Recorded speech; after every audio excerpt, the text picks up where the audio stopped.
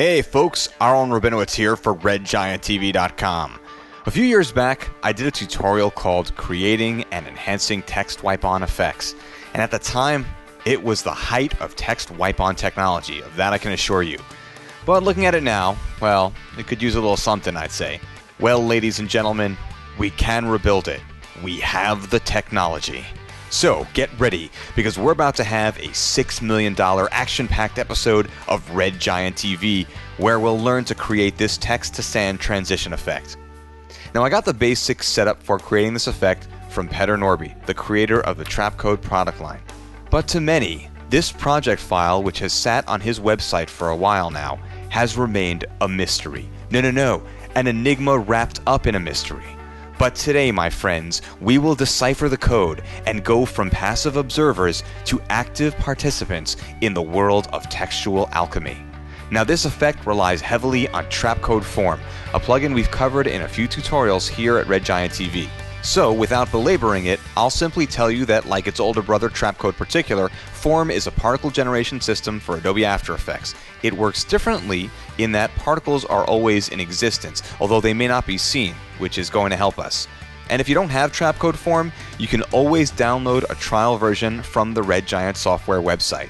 Okay, so here I am in After Effects in a composition called Text Wipe. It's 5 seconds long at 30 frames per second. Also, its dimensions are 864 by 486. I have some text that uses the bevel and gradient layer styles in After Effects, but I won't get into how I set that up here. You could just as easily bring in a logo or text from Photoshop or Illustrator, or a rendered image from your 3D program. Now, I've also pre-composed the text layer with its layer styles into a separate composition. I did that because I'm about to add a linear wipe effect to my text, and if you apply that effect and many others directly to a layer that uses certain Photoshop layer styles such as bevel, you'll get strange results. By pre-composing the text and nesting it here in this composition, After Effects sees the text not as text with the bevel layer style, but rather as a flat picture of bevel text. To learn more about nesting and pre-composing, check out my two-part tutorial covering this at allbetsareoff.com. And for what it's worth, you don't have to do this with images or text that you bring in from Photoshop or your 3D program. This is only for my particular situation where I'm using text with live layer styles. Anyway, with my text pre-comp selected, I'll choose Effect, Transition, Linear Wipe. In the Effects panel, I'll set the wipe angle to -90. Then, I'll set the feather property to 20, which will blur the edge of the effect a bit. Then at frame 15, I'll set the transition completion up to 100%. And then, I'll set a keyframe by clicking on the stopwatch. Then in the timeline, I'll move down to the 4-second mark, and back in the effects panel, I'll set the transition completion down to 0%. A quick RAM preview, and we can see our text wiping onto the screen. Now I'm going to jump into my next composition called buildup, also 5 seconds long, same dimensions, etc. I'll hit Ctrl-Y or Command-Y on a Mac to create a new solid, and I'll set the solid to be the same size as the composition. Also, I'll set the color to white. Then, with that done, I'll click OK to confirm the creation of the solid. With the solid still selected, I'll again add the linear wipe effect by choosing Effect, Transition, Linear Wipe. In the Effects panel, I'll leave it set to its default angle of 90 degrees, but I'll set the feather property up to 100. Then at frame 15, I'll set a keyframe for transition completion at its default value of 0%. Then, in the timeline, I'll move down to the 4-second mark, and back in the effects panel, I'll set the transition completion to 100%. A quick RAM preview, and we can see our white solid being wiped off the screen. Now, just so you know, this little animation we just created will be doing most of the hard work in this project. We're going to use it to drive the motion of the particles in Form, as you'll soon see. Now let's jump into our main composition, also 5 seconds long, same dimensions, same frame rate. From the project panel, I'll drop my text wipe composition and my build-up composition into my main composition. And then I'll move down in time to where my transitions have completed, and then I'll turn off their eyeball switches to make them invisible. Then I'll hit Control Y to add a new solid, and in the dialog I'll name it Form, and I'll make it the same size as my composition. Color shouldn't matter. I'll click OK to confirm the creation of the new solid. Then, with the solid still selected, choose Effect, Trapcode, Form. Then, in the Effects panel, go into the Base Form settings and make the following changes. Set the size X to 864, and then set the size Y to 486. I set it to these values because this is the resolution of my composition, and I want the particles to be laid out across the entire comp. Next, set the particles in X to 864, and then set the particles in Y to 486. And then set the particles in Z to 1. Again, we're doing this so that each pixel of my composition has a potentially visible particle.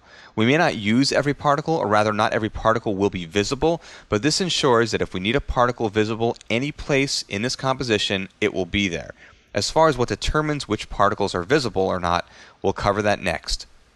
Go into the Layer Maps area and set the following. For color and alpha, set the pull down to our text wipe pre-comp.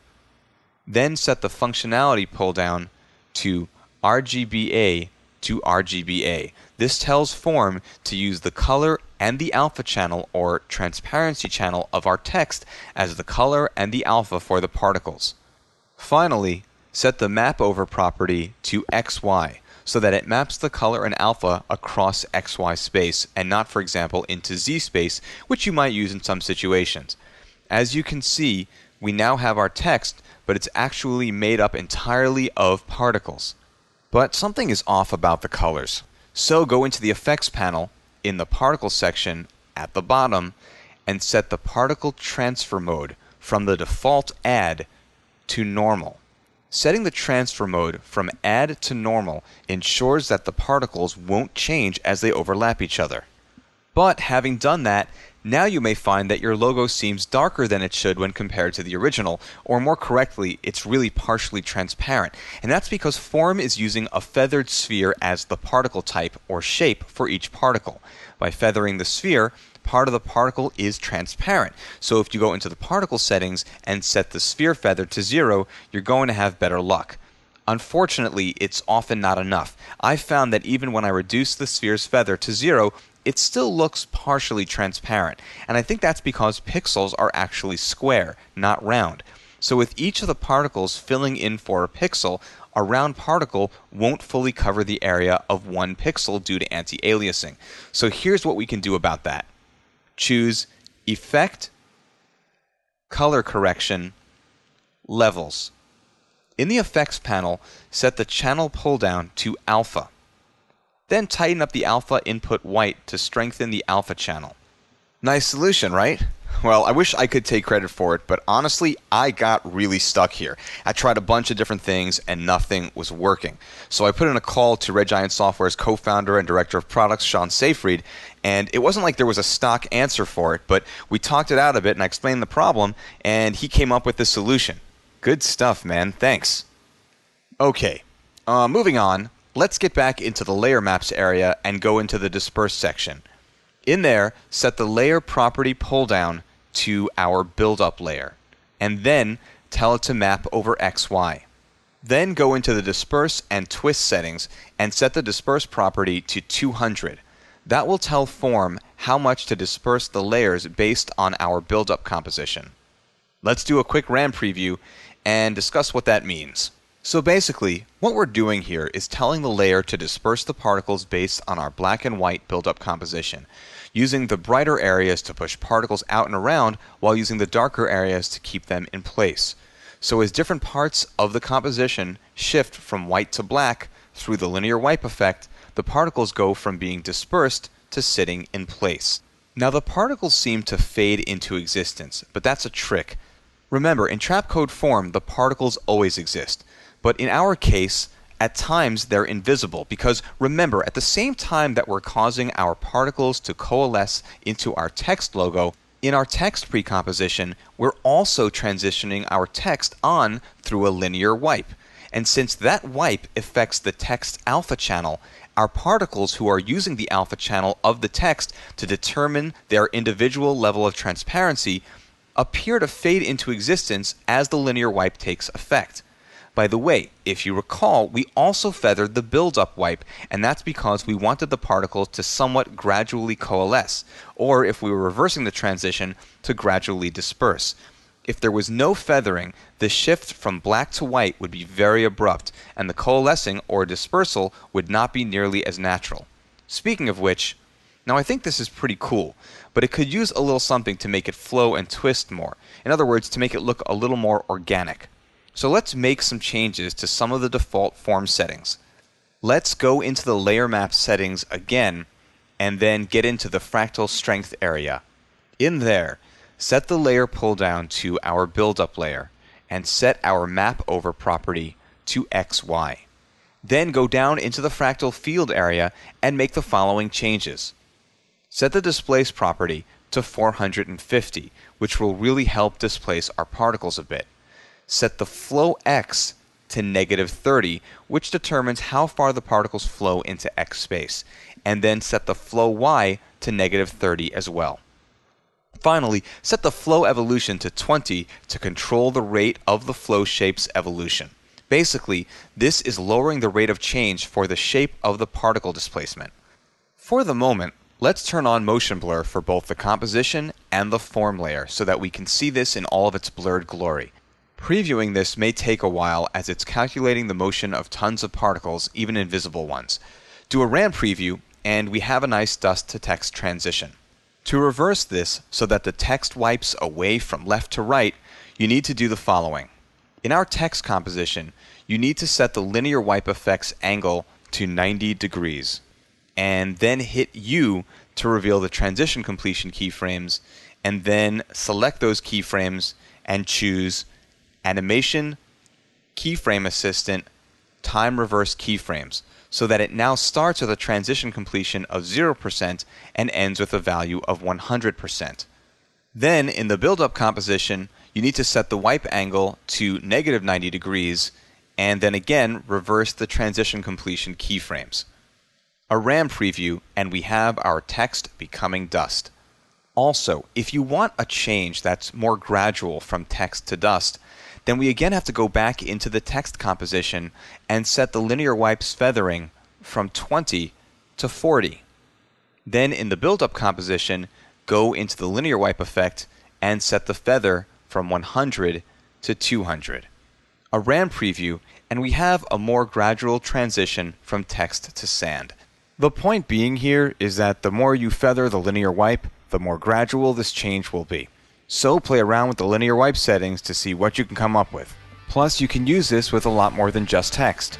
Personally, I like to use this effect to dissolve people and other elements in my shot. And as you'll see in an upcoming tutorial, you'll be able to use what we've learned here to create this awesome transition. Again, pretty cool as a text treatment, but also cool with people and other elements. And hey, remember, if you don't have Trapcode Form, but you want to try this out, you can always download a trial version from the Red Giant software website. And just for watching this tutorial, we're going to give you a discount on Trapcode Form. Go to redgiantsoftware.com/promos to get this and other special Red Giant TV deals. Now these are time-sensitive discounts. They won't last forever. All coupon codes expire 7 days from the launch date of each tutorial. So again, go to redgiantsoftware.com/promos to get the coupon codes for the most current Red Giant TV deals. Once again, I'm Aharon Rabinowitz for redgianttv.com. See you next time.